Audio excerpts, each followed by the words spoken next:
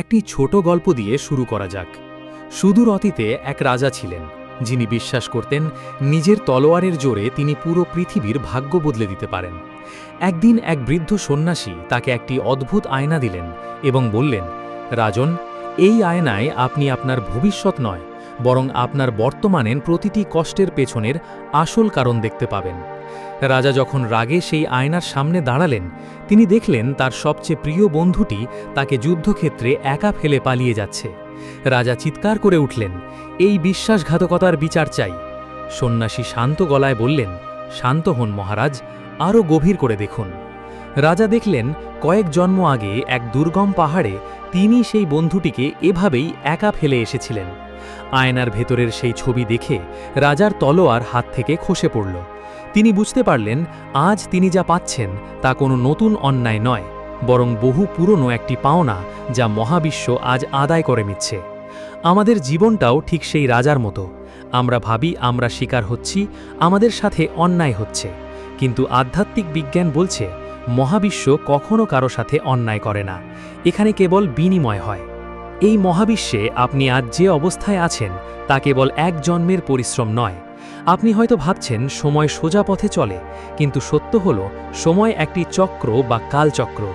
এই চক্রে আপনার প্রতিটি সুখ, প্রতিটি বিচ্ছেদ আগে থেকেই একটি সোল কন্ট্রাক্ট বা আত্মার চুক্তির মাধ্যমে নির্ধারিত হয়ে আছে।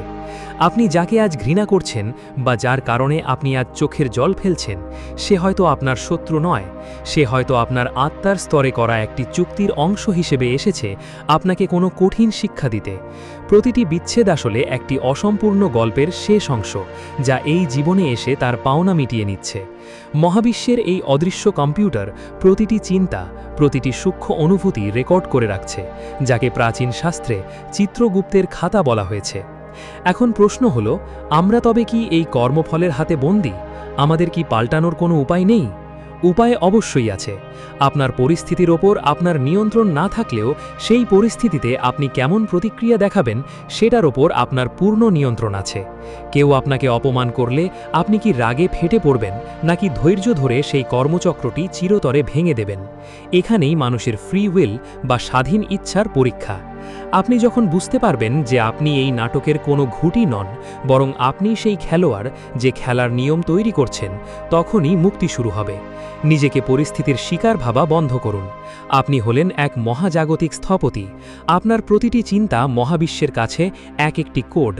আপনি যখন জেগে উঠে বলবেন, আমি আর আমার অতীতের দাস নই, তখনই এই কর্মফলের ফাঁদ ছিঁড়ে যাবে। মনে রাখবেন, আপনি কোনো সাধারণ প্রাণী নন, আপনি হলেন এই ব্রহ্মাণ্ডের ভেতরকার এক জীবন্ত চেতনা। আপনি যদি আলো ছড়ান, মহাবিশ্ব আপনাকে আলো দিয়েই ভরিয়ে দেবে, কারণ আপনি যা হচ্ছেন মহাবিশ্ব আপনার জন্য ঠিক তাই হয়ে উঠছে। এই মহাবিশ্বে আপনি আজ যে অবস্থায় আছেন, যেখানে দাঁড়িয়ে জীবনের হিসেব মেলাচ্ছেন, তা কি কেবল এক জন্মের পরিশ্রম? হিন্দু দর্শন এবং প্রাচীন আধ্যাত্মিক বিজ্ঞান বলছে এই জীবন এক বিশাল কালচক্রের অংশ। আমরা মনে করি সময় সোজা পথে চলে, অতীত থেকে বর্তমান, বর্তমান থেকে ভবিষ্যৎ। কিন্তু সত্য হলো সময় একটি চক্রের মতো, যা বারবার ঘুরে আসে। যেমন ঋতু পরিবর্তন হয়, যেমন দিন শেষে রাত আসে, ঠিক তেমনি আমাদের আত্মাও এক দেহ থেকে অন্য দেহে ঘুরে বেড়ায়। একেই বলা হয় কালচক্র। এই চক্রে আপনার প্রতিটি সুখ, প্রতিটি বিচ্ছেদ, এমনকি হঠাৎ কোনো মানুষের সঙ্গে আপনার গভীর অনুভূতির সৃষ্টি হওয়া, এই সবই পূর্ব নির্ধারিত। একে বলা হয় সোল কন্ট্রাক্ট বা আত্মার চুক্তি। আপনি হয়তো ভাবছেন, কেন কিছু মানুষ আপনাকে অকারণে কষ্ট দেয়, কেন কিছু সম্পর্ক কোনো কারণ ছাড়াই ভেঙে যায়? আধ্যাত্মিক গভীরতায় গেলে দেখা যায়, যারা আপনাকে কষ্ট দিচ্ছে তারা আসলে আপনার শত্রু নয়, তারা আপনার আত্মার স্তরে করা চুক্তির অংশ হিসেবে এসেছে আপনাকে কোনো একটি শিক্ষা দিতে। কোনো সম্পর্কই হঠাৎ আসে না আর হঠাৎ যায় না। প্রতিটি বিচ্ছেদ, প্রতিটি মিলন আসলে পূর্বজন্মের কোনো অসম্পূর্ণ গল্পের শেষ অংশ, যা এই জীবনে এসে তার পাওনা মিটিয়ে নিচ্ছে। এই মহাবিশ্ব এক বিশাল কসমিক কম্পিউটার বা ডেটাবেস, যেখানে আপনার প্রতিটি চিন্তা, প্রতিটি সূক্ষ্ম অনুভূতি রেকর্ড করা থাকে। বেদে একেই বলা হয়েছে চিত্রগুপ্তের খাতা। এটি কোনো ব্যক্তি নয়, এটি হলো কর্মের এক অভ্রান্ত রেকর্ড সিস্টেম।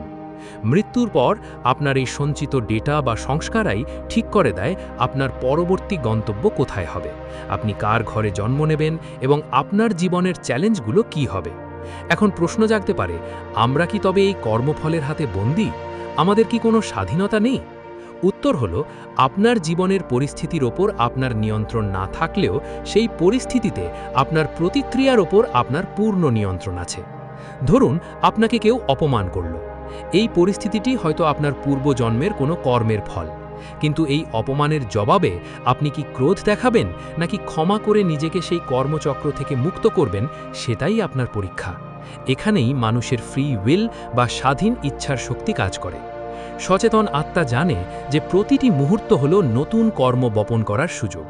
আপনি যদি সচেতনভাবে ক্ষমা এবং ধৈর্য বেছে নেন, তবে আপনি সেই পুরনো কার্মিক লুপ বা চক্রটি ভেঙে বেরিয়ে আসতে পারেন। আত্মার এই যাত্রায় বিবর্তন ঘটে 7টি স্তরে। প্রথম স্তরে মানুষ শুধু টিকে থাকার লড়াই করে, যেখানে কেবল খাদ্য আর নিরাপত্তা মুখ্য। এরপর আসে আবেগ আর সম্পর্কের স্তর। ধীরে ধীরে আত্মা যখন বুদ্ধি আর যুক্তির স্তর পেরিয়ে হৃদয়ের চেতনায় পৌঁছায়, তখন সে অন্যের কষ্ট বুঝতে শেখে। চূড়ান্ত স্তরে গিয়ে আত্মা বুঝতে পারে, আমি এবং তুমি আলাদা নই, আমরা সবাই সেই এক পরম চেতনার অংশ। একেই বলা হয় ডিভাইন কনশাসনেস। আপনি যখন এই সর্বোচ্চ স্তরে পৌঁছান, তখন ঈশ্বরকে আর বাইরে খুঁজতে হয় না। ঈশ্বর কোনো বিচারক নন যিনি স্বর্গে বসে আপনাকে শাস্তি দেন। তিনি হলেন সত্যের এক নিখুঁত আয়না। আপনার জীবন আপনার সামনে যা তুলে ধরছে তা আসলে আপনারই কর্মের প্রতিফলন। ঈশ্বর আপনাকে জাগিয়ে তুলতে চান, যাতে আপনি নিজেই নিজের গুরু হতে পারেন। আধুনিক বিজ্ঞান, বিশেষ করে কোয়ান্টাম ফিজিক্স, এখন বলছে আমরা যা দেখি বা ভাবি তা আমাদের চারপাশের বাস্তবতাকে প্রভাবিত করে। স্ট্রিং থিওরি অনুযায়ী মহাবিশ্বের সবকিছুই স্পন্দন বা ভাইব্রেশন। আপনার কর্ম এক প্রকার স্পন্দন। আপনি যদি মহাবিশ্বে ঘৃণা বা ভয় ছড়িয়ে দেন, মহাবিশ্ব সেই একই স্পন্দন আপনার দিকে ফিরিয়ে দেবে। আর যদি আপনি ভালোবাসা আর কৃতজ্ঞতা নিয়ে চলেন, মহাবিশ্ব আপনার জন্য নতুন পথ খুলে দেবে। এটাই মহাজাগতিক বিজ্ঞান।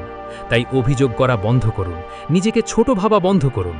আপনি কোনো সাধারণ প্রাণী নন, আপনি এক মহাজাগতিক স্থপতি। আপনার চিন্তা হলো মহাবিশ্বের কোড। আপনি যখন জেগে উঠবেন এবং বলবেন যে আমি আর আমার পরিস্থিতির দাস নই, তখনই ইউনিভার্স আপনাকে কুর্নিশ জানাবে। কর্মফলের এই ফাঁদ ভাঙার চাবিকাঠি আপনার হাতেই, আর সেই চাবিকাঠি হলো সচেতনতা। আপনি যখন দর্শক হয়ে নিজের জীবনের নাটক দেখবেন, তখনই আপনি মুক্ত। আপনি সেই আলো যা সমস্ত চরিত্রকে আলোকিত করছে। এই সত্যটি উপলব্ধি করাই হলো প্রকৃত মুক্তি।